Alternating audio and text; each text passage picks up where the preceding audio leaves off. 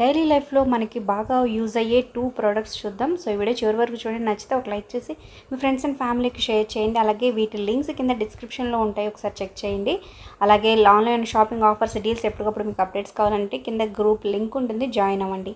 ఇక ఇది ప్రొటెక్టర్ అనమాట. మనం కేబుల్ వైర్ పెట్టుకున్నప్పుడు అవి పెట్టే స్టార్టింగ్లో విరిగిపోవడము, ఆ వైర్ బయటకు వచ్చేయడమే పాడైపోతూ ఉంటాయి అన్నమాట. సో మనం ఎంత అమౌంట్ పెట్టుకున్నా సరే ఛార్జర్ ఇక్కడ స్టార్టింగ్లో చాలా వీక్గా ఉంటుంది. అలా కాకుండా అంటే చాలా 100 రూపీస్ లోపలే వస్తుందన్నమాట ప్లాస్టిక్ది ప్రొటెక్టర్. సో అది పెట్టేసుకుంటే చాలు, ఎన్నాళ్ళైనా పాడవకుండా ఉంటుంది.